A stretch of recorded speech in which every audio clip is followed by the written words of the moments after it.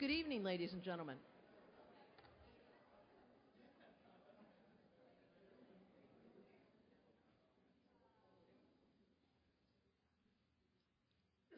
Good evening. How are you?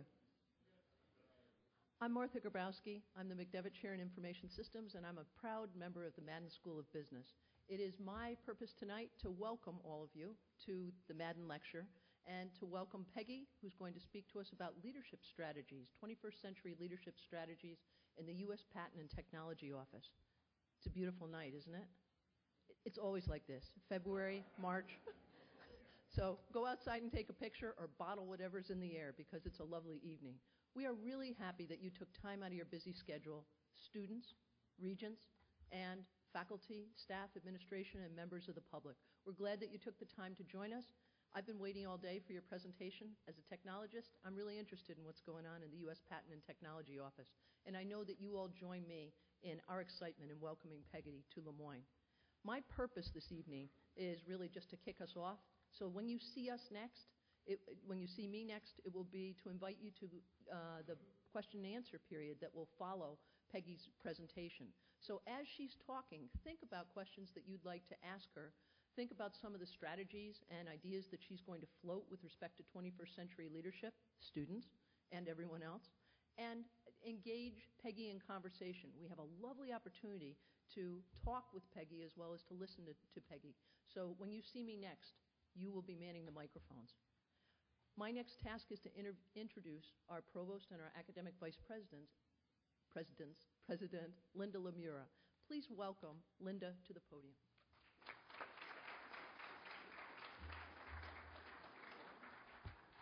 Good evening, everyone. Students, what a delight to see you all out this evening. Absolute delight. It is a pleasure and a privilege to welcome our distinguished speaker, Margaret Focarino, students, faculty, staff, all members of the Moyne extended community, to the Fall Madden Lecture. The Madden School of Business is of fairly recent vintage, but the lecture series kicked off some 15 years ago and has featured a mix of talks, panel discussions, presentations on topics of vital interest. Among our highly regarded participants have been presidents of corporations, cabinet officials, members of Congress, top executives of not-for-profits, and numerous thought and opinion leaders from across the spectrum. Our distinguished speaker today, Commissioner Margaret Focarino, is a notable continuation of this line of luminaries, particularly given the rapidly changing knowledge society of today. Commissioner Focarino will be introduced by the Interim Dean of the Madden School of Business, the Reverend David McCallum of the Society of Jesus. Father McCallum, who has acceded to the deanship position just recently, is a 1990 graduate of Moyne College, fellow alum. He holds a doctorate in leadership studies from Columbia University and teaches in the field of leadership. Commissioner Focarino and members of the Moyne community, we have come together today at a historic period in the rising arc of growth and change at the Madden School and at the institution itself. I look forward to working closely with Father McCallum in this process of amazing transformation. And with that, I welcome Father McCallum to the podium. Thank you, David.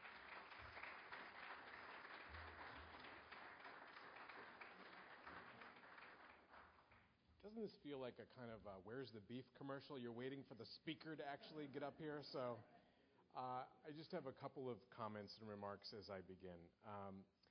Just to set some context, we live in a knowledge economy. And in a knowledge economy, information matters, and ideas are probably more important than they've ever been.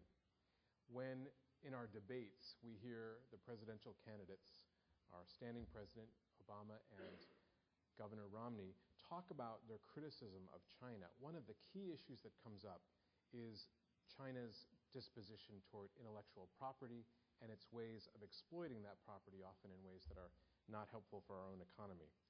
We have to pay attention to these issues. And we're very privileged tonight to have the Commissioner of the Patent Office of the United States to be with us. She comes from Oswego, New York. In fact, her family knows Do I hear some other Oswego folks out there?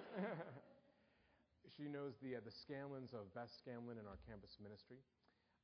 Peggy Focarino graduated from Oswego, went on to the Maxwell School of Government and Public Policy over at SU.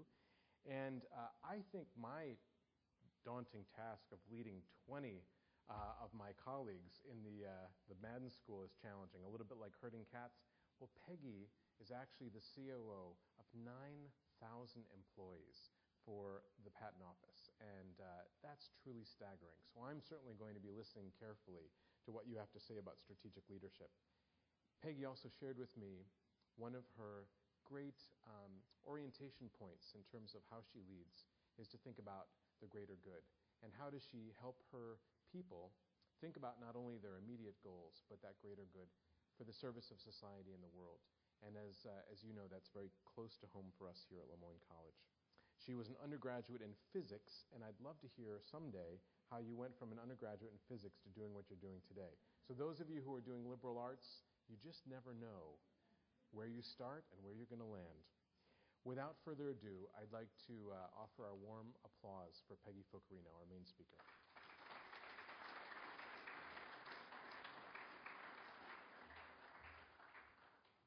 Okay, good evening, and thank you for the warm welcome.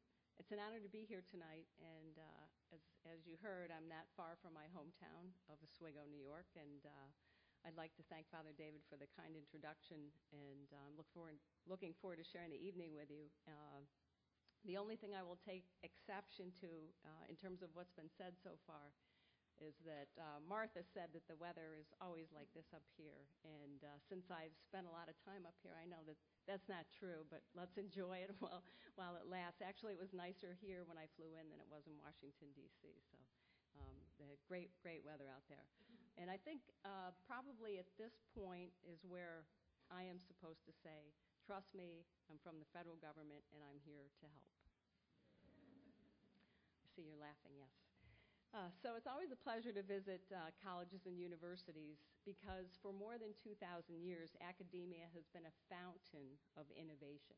Innovation in science and technology, in philosophy, in the arts, innovation in how we define ourselves as human beings and position ourselves for the future. I've no doubt that you as students, faculty here at Moyne are engaged in really important endeavors that will continue to shine the light on what it means to be creative thinkers, and that's what it's all about. I was sharing with Father David on the plane right up here. I got on your website and I noticed, and it was very, very nice and gratifying to see that the School of Business here has a mission statement. You have a vision and you have core values. And I think you are going to find in some of the things that I'm saying tonight, it struck me when I was reading through those, some of the same words are present. And so I think you'll see a very strong connection, even though I'm coming from the public sector, to what you may be doing, are doing now, or may be doing in the future, things that you won't even know you will be doing. But I'm here to talk about intellectual property and hopefully something about leadership. And intellectual property is the concept that creations of the human mind deserve exclusive rights. It's also a great mechanism in humanity's advancement. In the United States, patented inventions have been an important part of the economy and have contributed heavily in our success as an industrialized nation. So patent law is intertwined with our national identity and the inalienable, I always have a hard time with that word, inalienable right to liberty and individualism.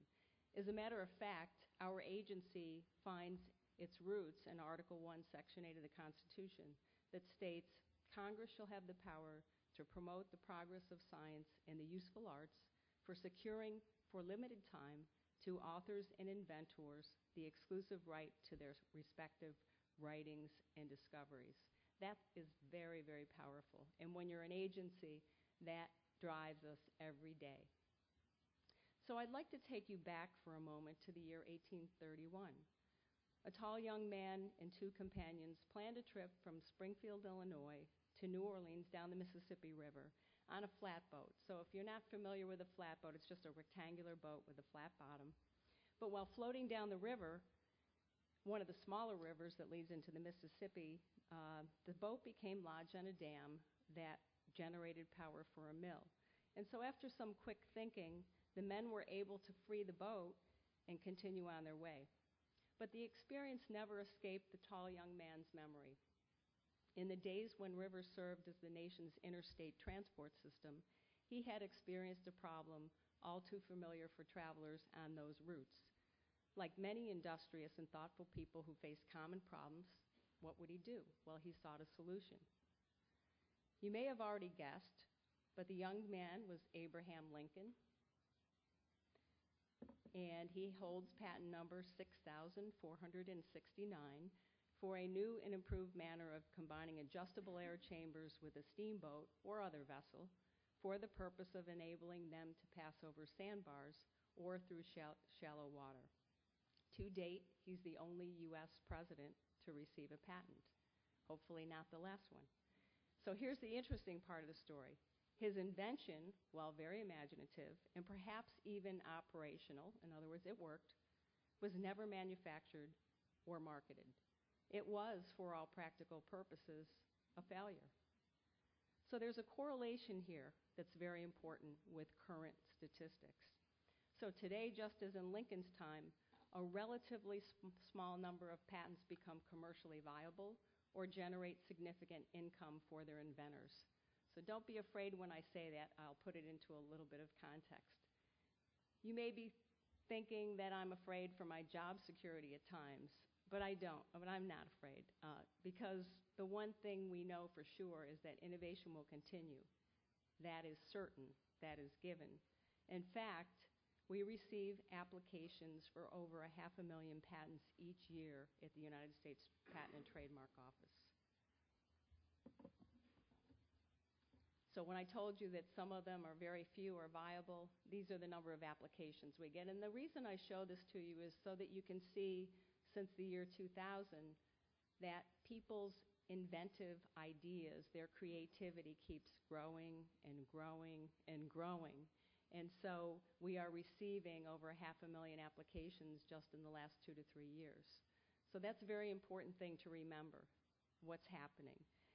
And it would be a wonderful thing if getting a patent was a sure way to make money. But for those to whom they are granted, patents represent much more than just the potential for wealth.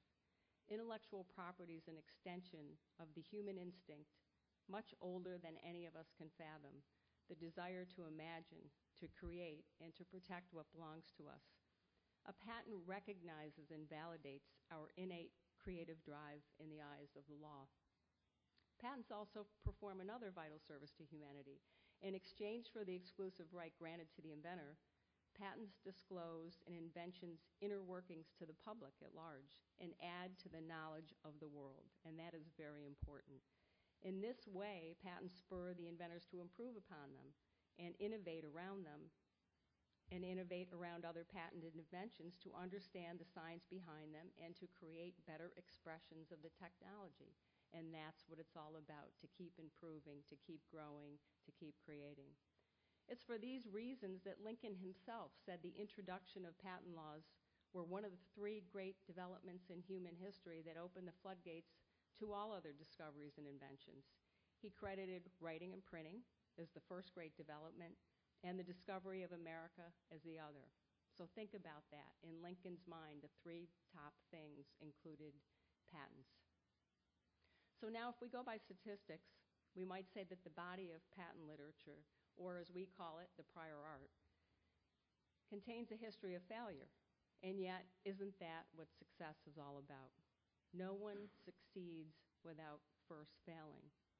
We didn't build a rocket capable of going to the moon on the very first try. And the Betamax video cassette recorder, how many of you remember that even, Betamax?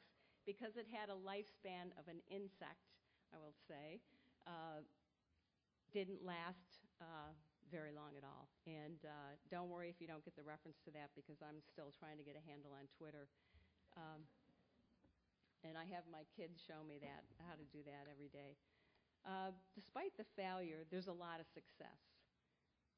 In April, and this is very important, in a school of business, and many of you are business students, in studying business and teaching business, the Department of Commerce released a first-of-its-kind report detailing the impact intellectual property intensive industries make to the United States economy.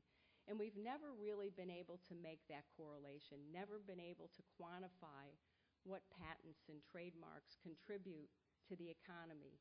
We know that they're really good things, and we know that they are very beneficial, but we could never quantify what the impact is. So the report found that these areas contribute more than $5 trillion, $5 trillion, or almost 35% of the U.S. gross domestic product, and create at least 40 million American jobs. 40 million. And when we live in an economy now, and you hear it over and over, and particularly in Washington, I have to say the election can't come soon enough because we're inundated with ads, and it's all about the economy. Everything is about the economy and jobs and creation of jobs. And when I go to work every day, I can look and see what we do every day at the United States Patent and Trademark Office is creating jobs. 40 million jobs. And that's what keeps us going every day. So I want you to use your imagination a little bit, or just listen to what I'm describing, and then I'm going to ask you a question about this. Picture, if you will, a large company with thousands of employees, each possessing scientific and technical degrees in very diverse fields of technology. The company is production-based. It has a robust quality control measures in place. It must correctly project and plan for future demand for its product. It has a chief operating officer who convenes a daily meeting of senior staff to develop business strategies and continuously search for new methods to increase productivity and improve efficiency. The campus is 2 million square feet of modern architecture. It includes an on-site daycare center, a fitness center, large cafeteria, and an abundance of wireless hotspots. The employees dress casually, and their diversity is striking. Many of them work from home part-time or full-time. If I were to ask you to guess what type of company this is, what sector is this company occupy, what space is it in, what would your answer be?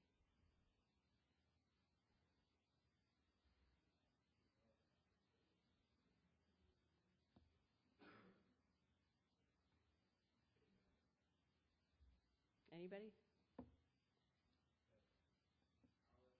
A college. That does come to mind, doesn't it? A college. Keep that in mind. Well, a government agency may not be the first thing that comes to your mind, but that is exactly the structure and business model of the United States Patent and Trademark Office. So this is it. This is the United States Patent and Trademark Office. And I wanted to describe that to you because we want to envision ourselves as a government agency, and many people do, that's bureaucratic and stuck in their ways, and the leadership skills are not quite what they should be, but that couldn't be farther from the truth. So I needed to paint that picture for you. So let's talk a little bit about the United States Patent and Trademark Office. Interestingly enough, I told you that we are rooted in Article 1, Section 8 of the Constitution. So in 1790, the Patent Office consisted of Thomas Jefferson, Henry Knox, and William Randolph, meeting every Saturday to examine the week's worth of applications. The week's worth of applications every Saturday. Now, I think about the work that we get in our doors every day. We get about 10,000 applications a week. And I think, oh, the good old days, right, in 1790. All I had to do was work on Saturday, review a few applications, and I'm done. And the really interesting thing to me, so those three gentlemen, which are very famous, and our buildings are named after them on campus, Thomas Jefferson was the first commissioner for patents. So I am very humbled by that. Today, the USPTO has over 11,000 employees.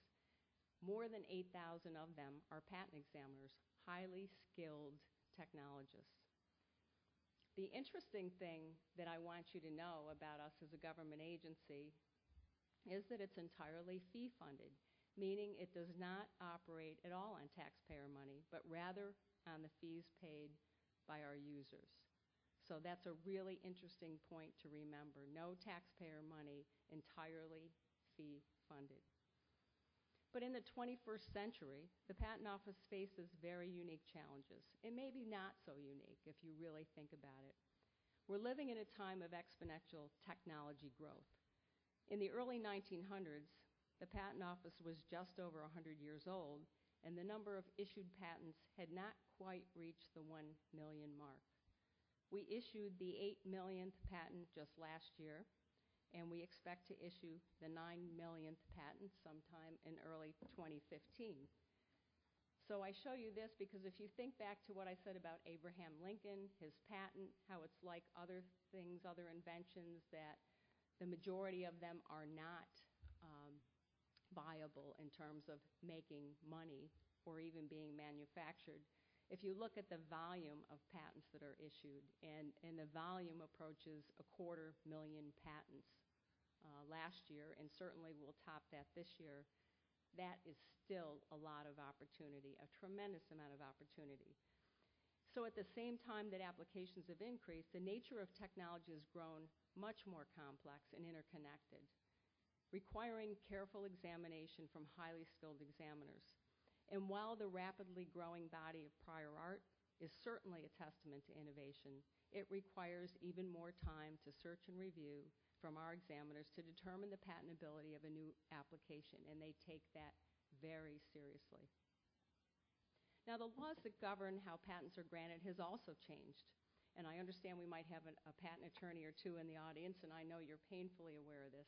But the American Invents Act was signed into law on September 16th of 2011 by President Obama, and it represents the most far-reaching changes to the patent system in the 200-year history of our agency. The reforms were badly needed, but the implementation of new rules and operating procedures also requires careful treatment and adds to the list of challenges faced by our agency: leadership challenges, organizational growth challenges. I want you to notice, if you will, the young woman to the left of President Obama. And this signing ceremony was held at the Thomas Jefferson School of Technology in Alexandria, Virginia. It's a high school of very gifted students who are focusing on STEM education: science, technology, engineering, and math. And the reason that this young woman got to stand next to the president was because she already has 2 or 3 patents to herself, to her own name. These kids are in high school, and they are innovative. They are contributing to the wealth of our economy. So I just wanted to point that out to you because it was very impressive for me to see that. But on top of all of the challenges that any large business or organization face, one of the challenges is how to keep attrition rates low, how to negotiate with employee unions and engage line managers, how to remain competitive through increased demand for your products and services. Does it sound familiar, like a business? Well, I'm talking about the United States Patent and Trademark Office. In the case of the USPTO, we have the benefit of having a monopoly on the issuance of U.S. patents and trademarks. We are the only game in town, so to speak. So if someone wants to patent or trademark their idea, the U.S. is the only place, in the U.S. Patent Office is it. So there are no other patent offices in the United States, and there are several around the world, but we are the only game in town. But it raises a really interesting question. It doesn't mean if our customers aren't happy, we aren't going to hear about it just because we are the only game in town. The question is, how do we remain competitive without competition? Our director, David Kapos, or Undersecretary of Intellectual Property and Director of the USPTO, was sworn in as the Undersecretary in August of 2009. He brought with him years of experience working on intellectual property at IBM as head of their intellectual property department. And since his arrival, the agency has undergone continuous change and thoughtful experimentation to become a 21st century intellectual property system.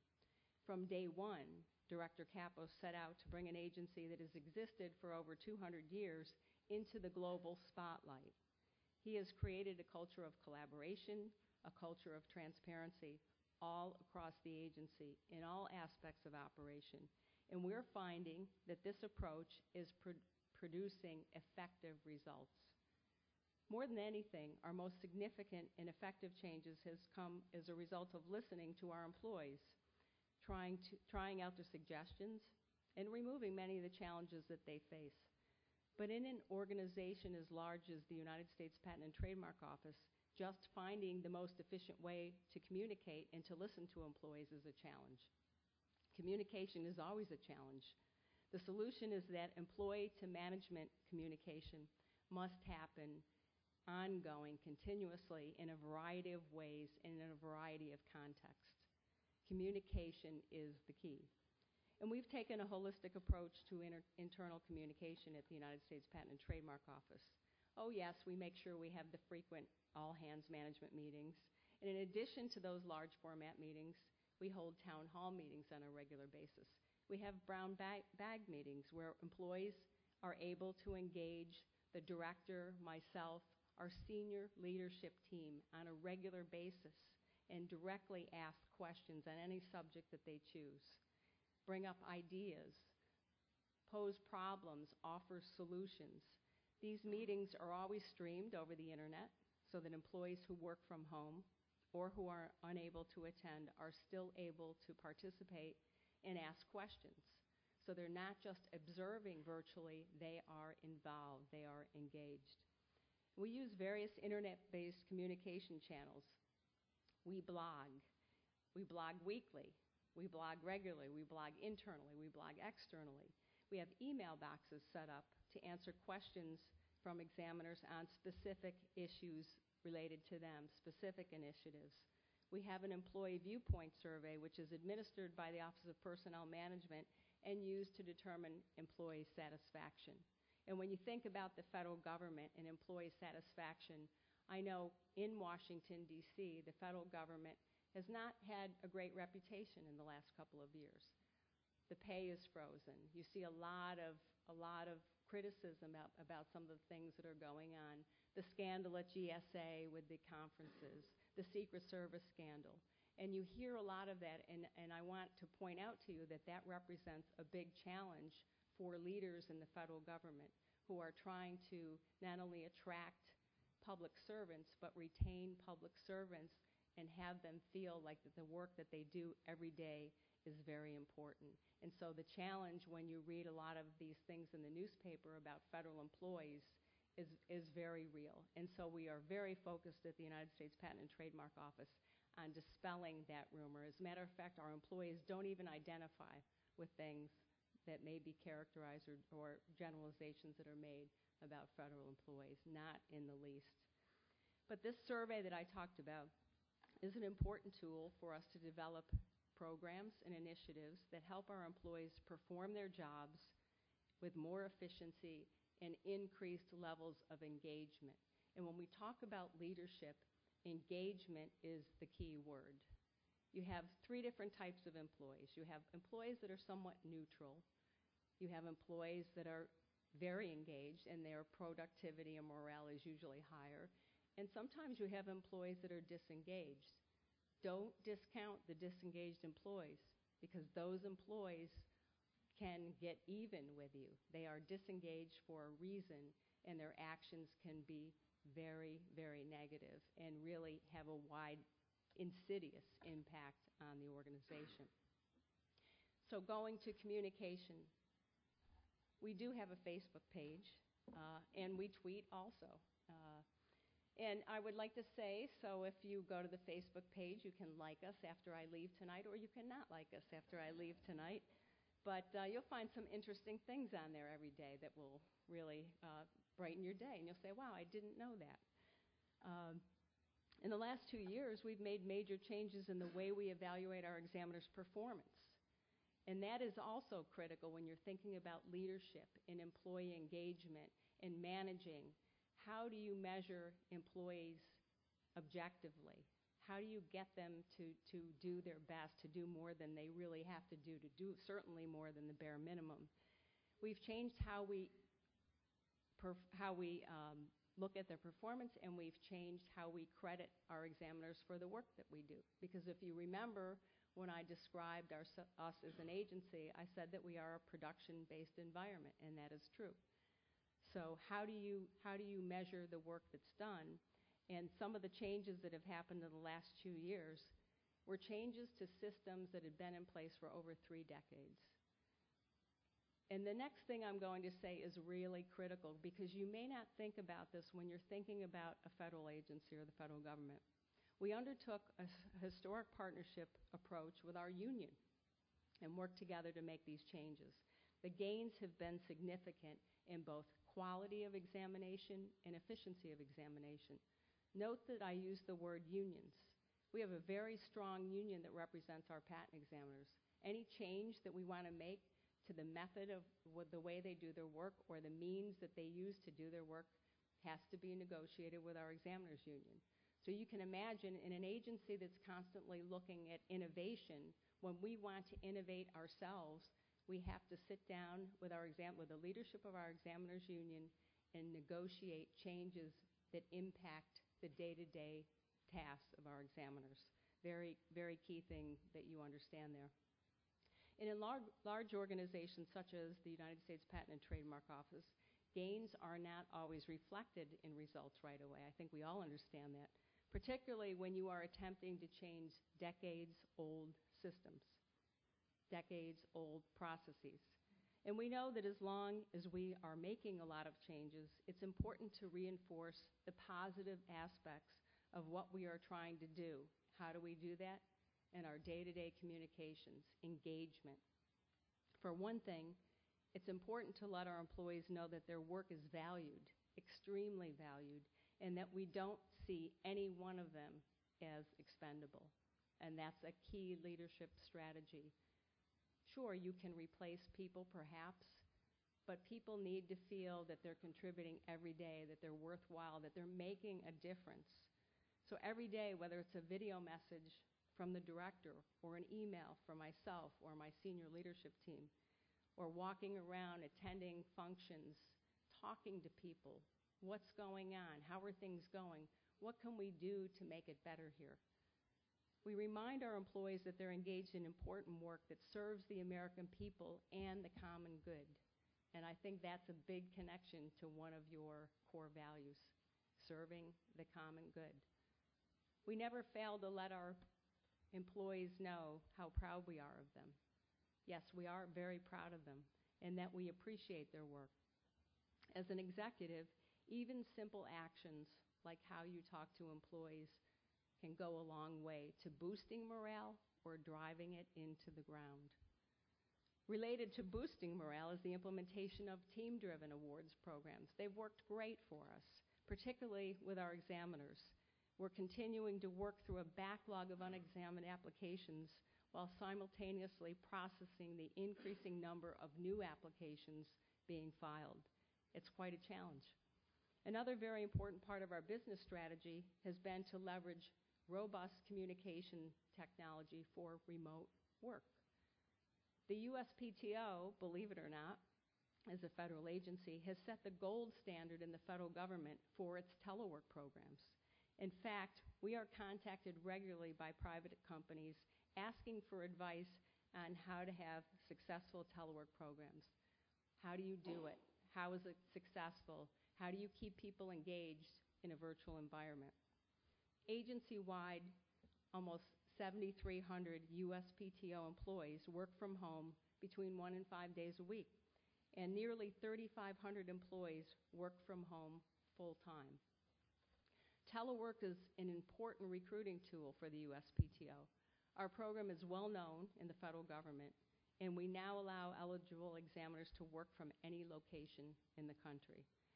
This flexibility is a key leadership tool because it makes a job at the USPTO attractive to the highest caliber of talent and helps us retain that talent. So the sum total of all of these strategies has been an increase in employee satisfaction, a rapid increase in employee satisfaction and drastically reduced attrition rates. And I just want to show you a little graphic. Just 4 years ago, the USPTO attrition rate was among the highest in the federal government. Yes, just 4 years ago. And the Partnership for Public Service ranked us 172nd out of 222 federal agencies in the best places to work in the federal government. Since then, we've improved by leaps and bounds. In 2010, we were ranked 56th. And in 2011, we ranked 19th. The results for 2012 will be out next month, and I am just chomping at the bit to see them, because my goal as commissioner is to make the USPTO the #1 place to work in the federal government, and I am very serious. This is an interesting graphic because I worked with our senior staff and leadership team to come up with a visual so that everyone in the agency would know about this ranking, would answer the survey, and would have a vested interest in the results. So pyramids started showing up everywhere, in every email I sent. Every table of the cafeteria had a little tent with a pyramid on it. Every door had a poster with this pyramid on it. Suddenly, I started getting emails from examiners. Who's #1? We're better than them. They don't even know who they are. Why aren't we #1? We need to be #1. And every new group of examiners that come in, and we hired 1,500 new examiners this past year, and I would go in and talk to every group that came in, and I would tell them, you are coming to a place that has the best and the brightest people in the federal government. You deserve to be #1. Our attrition rate currently is 3%, one of the lowest in the federal government. So just as communication with our employees has made our internal workings more efficient, communication with our stakeholders has improved product delivery and customer satisfaction. We've turned our website into a comprehensive resource on patent policy, statistics, and information. And we use the web as a platform to reach out to the public and include them in an ongoing dialogue. With our patent examining policy area in particular, and with all the changes that are going on, the new legislation, we have changed the culture to one that is focused on cooperation, one that is focused on collaboration between examiners and our applicants. Greater transparency has simply become a way of life at the United States Patent and Trademark Office. I mentioned earlier the passage of the American Invents Act. Not only is the American Invents Act reforming patent laws historically, but we are including the input of the public at each stage of implementation. Every new rule that we propose is open for a public comment period. We review every comment, and we've incorporated many, many of the public suggestions into our revisions and the final rules that we publish. In other words, the way that our practitioners do business with us. It's been a joint effort and a very successful one. We've developed a comprehensive quality metric system that measures both internal and external satisfaction with examination. The metrics are posted on our website if you go to uspto.gov, and you will see this data visualization center, or dashboard as we call it. It's updated on a monthly basis to show where we are with processing applications, where are we with reducing application pendency, where are we with respect to cutting down the backlog, and various other relevant data that reflects our operational efficiency. We as a government agency need to be transparent. We owe it to the public, and we owe it to our employees to see what they are doing every day and have that direct connection. I have to say, in the past, the perception of the United States Patent and Trademark Office perhaps was one of an insular, even mysterious federal agency, and difficult to work with, which probably had a damaging effect on our ability to best serve our customers. By increasing transparency and showing a greater willingness to include stakeholders in the shaping of our intellectual property system, we've been able to restore confidence among patent professionals in our ability to perform quality examination in a timely manner. And perhaps there's a little irony here that it's finally being put to rest. For so long, we as an agency have required that patent applicants make full disclosure of their inventions. So perhaps then we as an agency can stand to make our own disclosure of how we do business as public servants. So we've taken a broad approach to addressing the challenges of 21st century intellectual property systems. In the last 3 years, we've run more pilot programs than I can even keep track of. Some of them have been successful, and others not so much, but that's the beauty of pilots. If they don't work, you don't have to stick with them. Like the inventive people we serve, we're spending time figuring out what works and what doesn't. We're experimenting, we're calculating, retooling, and we are reimagining. In order to protect innovation, we have to be innovative ourselves to become a more flexible and agile organization. It's clear that we must serve both our employees and our customers with equal diligence and concern because they're both integral components to the intellectual property system. I want to leave you with a personal story. When I received the offer to come work for the United States Patent and Trademark Office many, many years ago, I was fresh out of college with a degree in physics. I wasn't exactly sure what intellectual property was or how patent examining worked. I knew my grandfather had a patent, but I really didn't understand what it was, and I knew for sure he didn't manufacture it or make any money on it because he would lament about that continuously. And I should say I have it hanging on my wall today in my office, my prized possession. But one thing I knew back then when I was fresh out of undergrad, going to Washington, D.C., leaving the comfort of upstate New York, leaving my family, I knew I wanted to be a civil servant. I wanted to work in the public sector. I wanted to contribute something to the public good. So imagine my shock when I arrived at work the first day and I found that I was the only woman in an entire examining unit of 100 examiners. And the first question I asked was, what happened to all the women? No one seemed to want to give me a straight answer to that one. But I was surrounded by men, and mostly older men, because back then the office was not growing as much, so there was not a lot of hiring. And these older gentlemen, very, very smart older gentlemen, but somewhat set in their ways. They were doing things their way. They were content with outdated ways of doing business. It could be difficult at times to maneuver through that, but I set goals for myself and moved forward with a purpose. I think I ended up in a good place. And that's a good metaphor for the journey of the United States Patent and Trademark Office. Now, this is not the picture when I came into the office of what it was like, the gentleman, but this picture is very, very dear to me because it's hanging behind my desk, and it's a picture entitled Patent Examiners at Work by Theodore Davis, and it was created in 1869. And how distinguished those gentlemen look, doing very important work for the greater good, for the public. So every day when I come into my office, I look at that and I think, yes, it was a lot different back then, but what a noble cause. So today I'm filled with a sense of pride and happiness when I look around the USPTO campus and I see the diversity that has taken root. Women make up 1/3 of all patent examiners and can be found in many more positions throughout the agency. We're an organization consisting of thousands of individuals that claim heritage in all corners of the country and planet. It is this diversity, I feel, that has become the USPTO's greatest asset. The spectrum of opinions, the spectrum of ideas, the contributions of culture and creativity.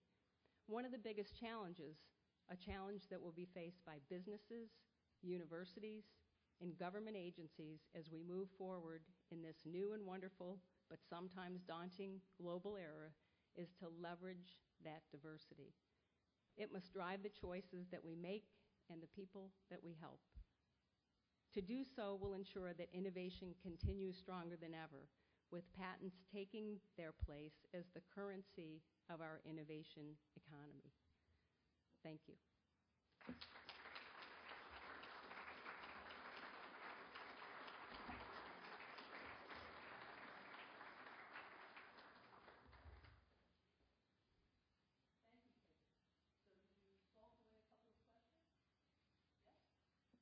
Great. Take it easy, Amy.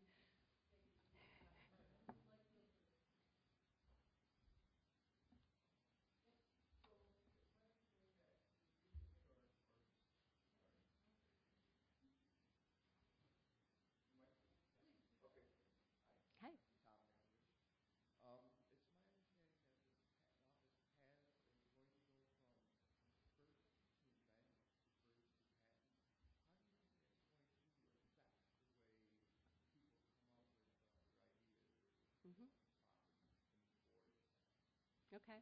Let me repeat the question. So in March 16th of 2013 to be exact, we will go, the United States Patent and Trademark Office will implement part of the legislation that I spoke about that takes us from a system in the United States that is a first-to-invent system to a first-to-file system. In other words, the inventor who has their application filed first would be the one that would be granted a patent if a patent is granted. And this harmonizes us with every other patent office in the world. I see it as more certainty. I know some people criticize it for if you have deep pockets, you perhaps could get to our door sooner. But what happens is, in fact, that is usually the case when there's an interference between two pending patent applications. It's usually the first that's filed that gets the patent grant. So it will be an interesting change. It won't happen all at once, because if applications contain claims that predate that March 16th, 2013 date, they would be examined under our current system, the first-to-invent system. But we believe that it will bring more certainty, and we look forward to implementing it, hopefully, in the best way we can.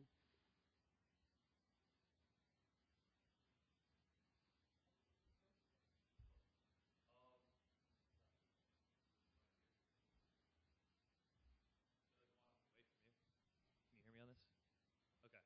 So my question is, like, you certainly take a great amount of pride in what you've done with your workplace and your organization, and I was just kind of wondering whether this is like a top-down thing coming from your level down to the employees, or from the employees up, was it something that had to change from their perspective, and what kind of challenges came because of that? So, was there a lot of resistance, especially from senior people there, and how did you overcome that? Right, great questions. So we had Undersecretary David Kapos join us in 2009. I mentioned that. And he was very focused on improving the agency. We had a growing backlog of applications. Some people were questioning the quality of examination that was coming out of our agency. And so the first thing that we did was to reach out to the line employees, to our examiners, and ask them, what kind of things present challenges for you every day? What can we do to remove some of those challenges? How can we provide you with the resources so that you can perform a quality examination? So it really was a leadership focus on it, but it came from reaching out directly to the line employee. And that goes into the next piece of your question, which was, is there resistance, or was there resistance from the leadership? I have to say yes, absolutely, particularly the line managers. And if you notice in my talk, I mentioned the engagement of the line managers. And when you're in any leadership role, you have to understand, and there's much data to prove this, the first line supervisor of an employee is the number one reason why employees stay at a company or leave a company. And so we have over 550 first line managers who are managing examiners who are technically very skilled. And so this is also a big effort on us to provide management training, to have their performance plans. A big focus of their performance plans is now on coaching and mentoring the examiners.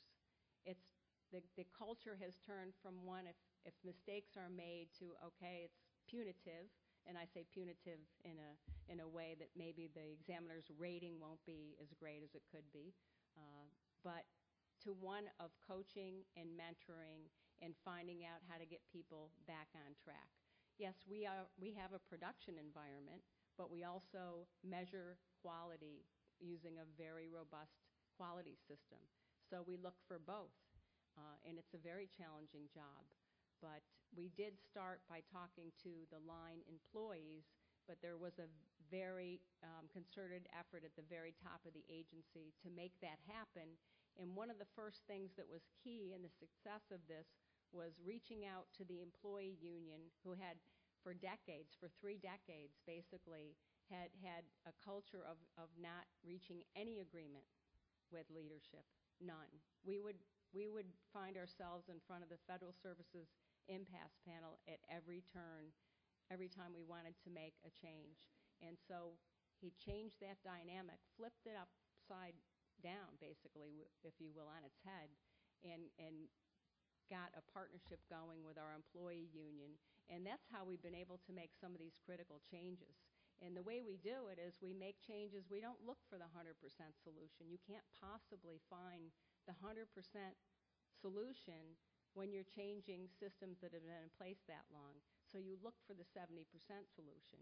And you know that you have the freedom if things are going not the way you thought. If there are unintended consequences, you can step back, redirect as a leadership change, retool, and put that change in place. And that's the kind of culture and environment that has enabled us to get where we are today.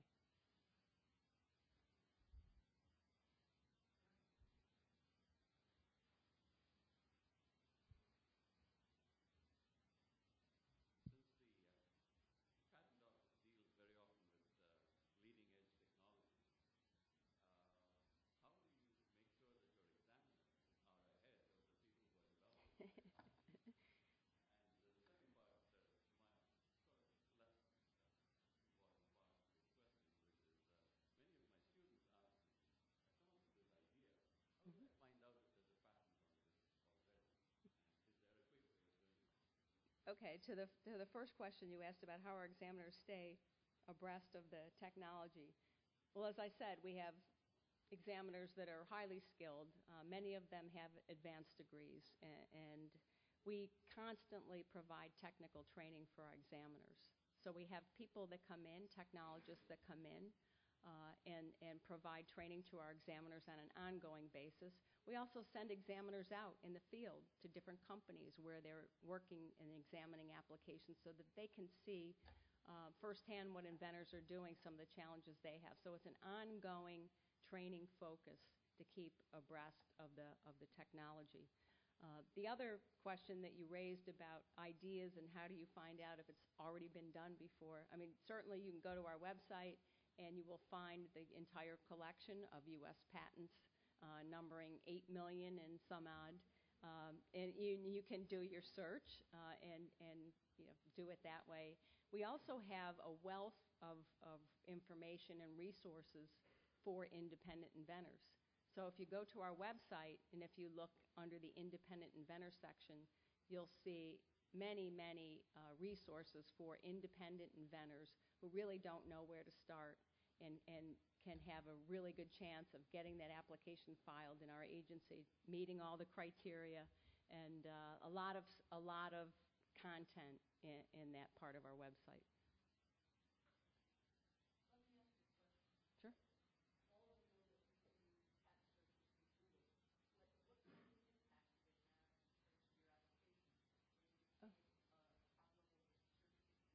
Right.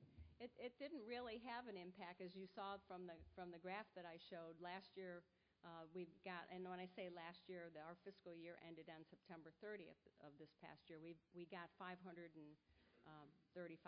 applications.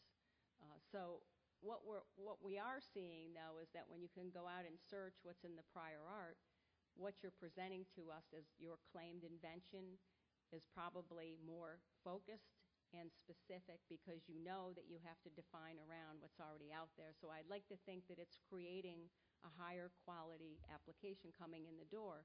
And everyone knows quality is about what comes in the door as well as what we do with it as an agency once we have it.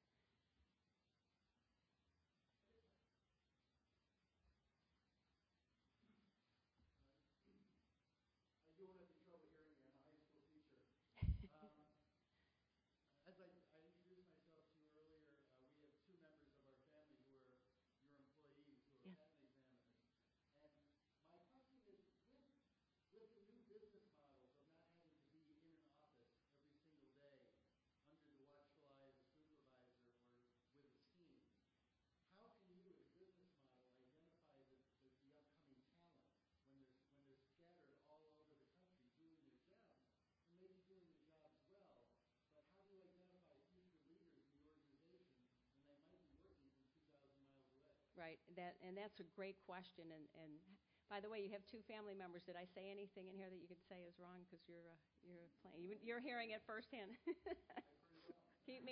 Keep me honest. Keep me honest. The idea of a remote workforce, really, for someone like me who began my career learning how to be a patent examiner, sitting down next to a more senior examiner that was teaching me, was horrifying at first. I have to be honest with you.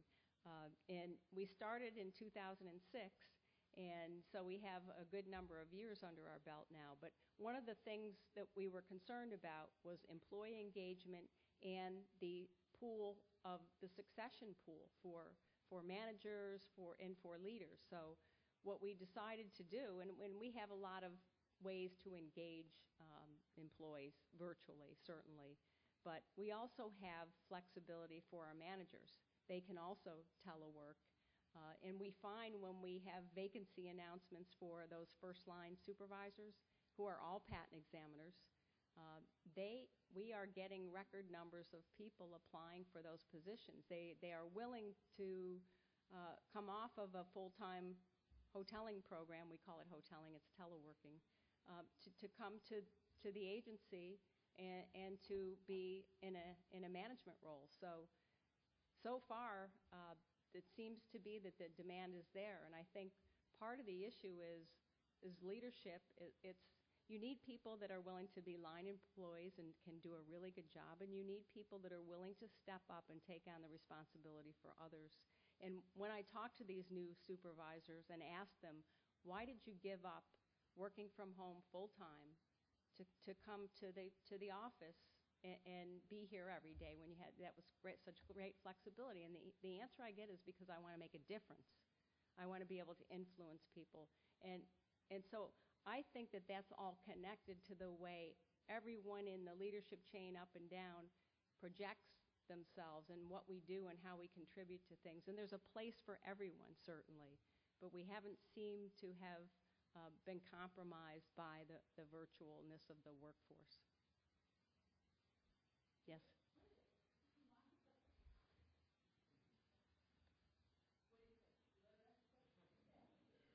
I have a multi-part question, if I may.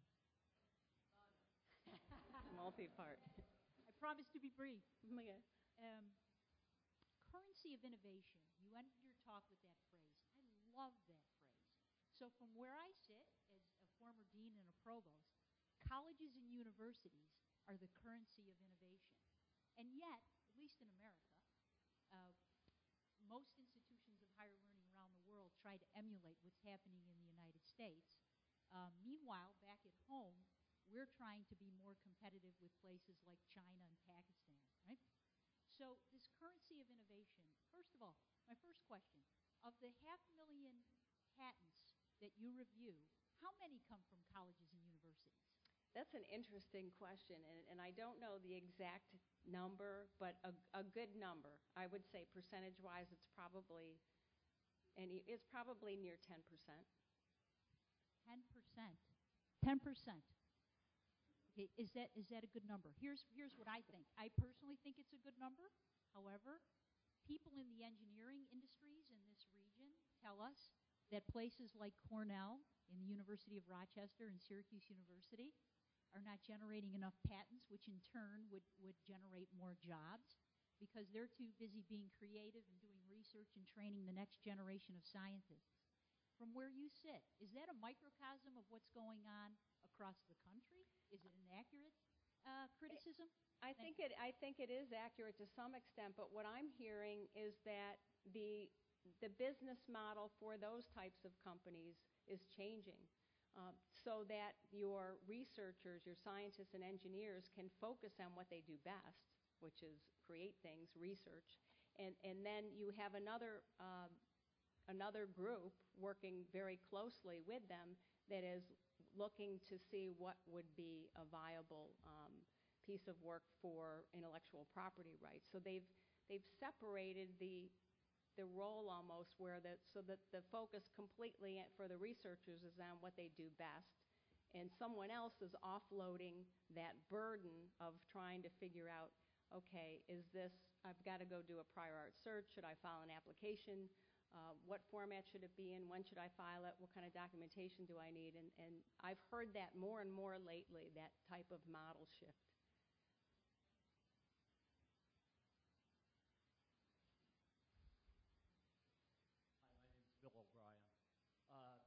some of the challenges in the federal workforce, things like pay, things of that nature.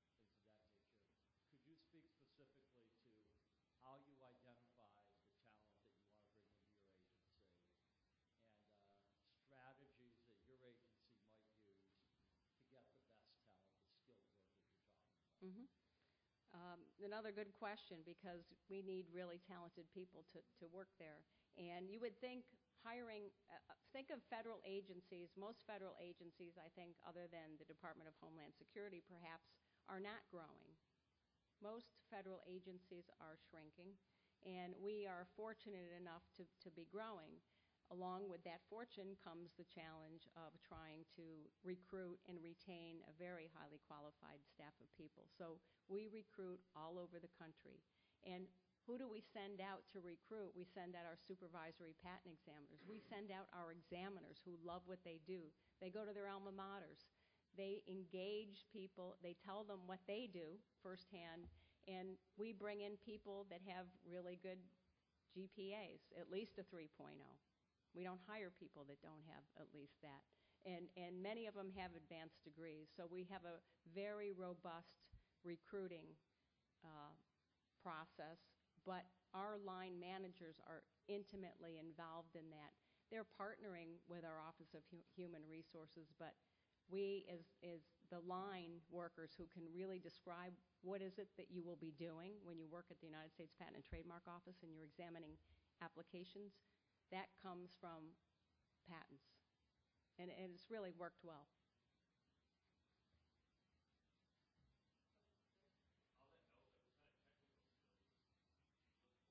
Well, you would have to have a science or engineering degree. So that's kind of the basic thing. Many people come to us with a law degree also in addition to that. But to be a patent examiner, you have to have a scientific or technical degree. I didn't mention in my talk the trademark side of the house, and it's a very important piece of the United States Patent and Trademark Office. It's a smaller organization. There are 400 trademark examiners, and 90% of them work from home full-time.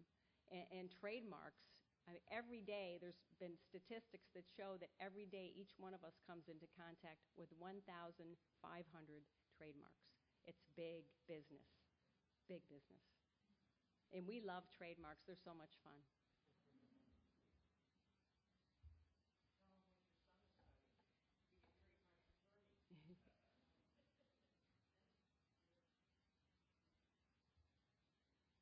Hello, Commissioner.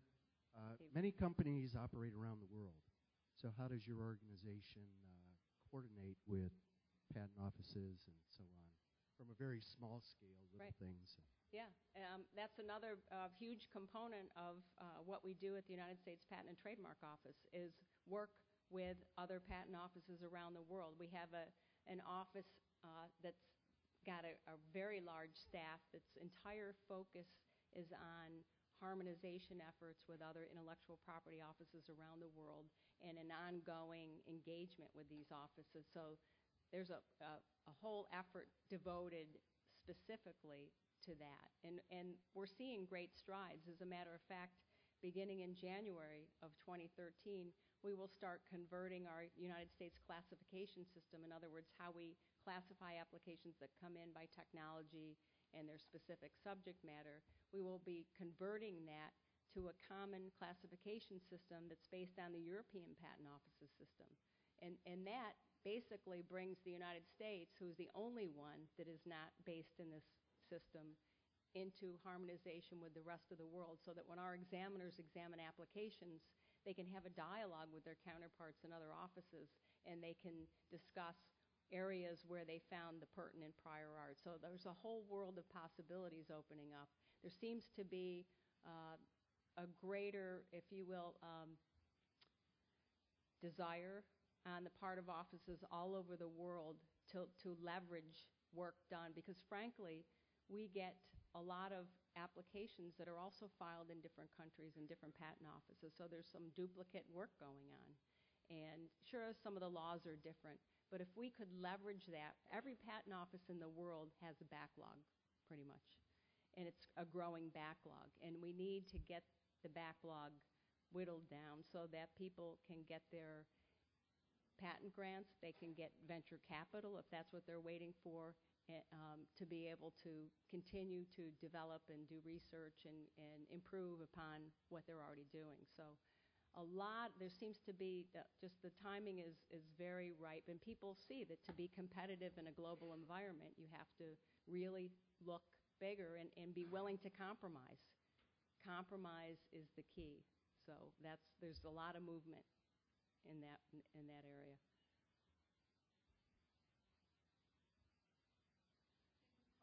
Okay. All right.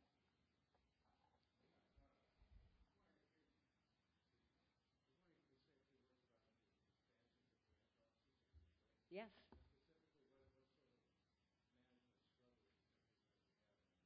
Right. So part of the legislation, the American Invents Act, dictated that we create satellite offices in different parts of the country. Now, the United States Patent and Trademark Office has never been located anywhere but the Washington, D.C. area. So in July of this year, we opened our first satellite office in Detroit, Michigan, and we will have 100 patent examiners there examining. And then the next 3 offices will be Silicon Valley area, Denver, and the Dallas-Fort Worth area.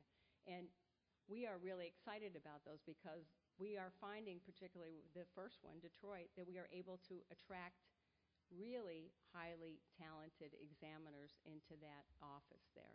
All of them have experienced at least 1 year doing something related to intellectual property, whether it's prosecution or other work like that, in addition to their scientific and technical degrees. So ability to be in other offices like that allows us to tap into the job market in that particular area, but it also gives us a presence to be able to have an outreach role with the local community, to be able to have a presence in the federal government, to act as a resource. And I think it's going to be particularly important in the Silicon Valley area, where there's a lot of software technology, and if any of you read the newspapers, that seems to be at the forefront. You got the smartphone wars. I can go on and on and on, but our presence there is really going to help us partner and collaborate with that community to be able to maneuver through this and to have clear and concise applications filed and certainty in the patent claims granted. So I think there's a lot of benefits to the satellite offices. Sure. Thank you.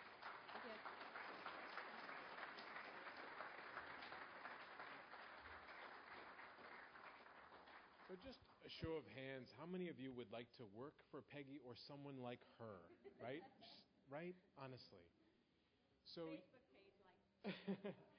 you've told a story of transformation. Within a very short period of time, how an organization has transformed from the inside out. And that kind of very profound transformation requires transformational leaders.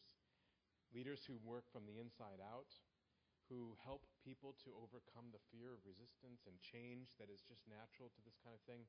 And you've really brought that in flesh and blood to us here at Moyne College. So Peggy, thank you so much for being an example of the transformational leader we hope our students will become.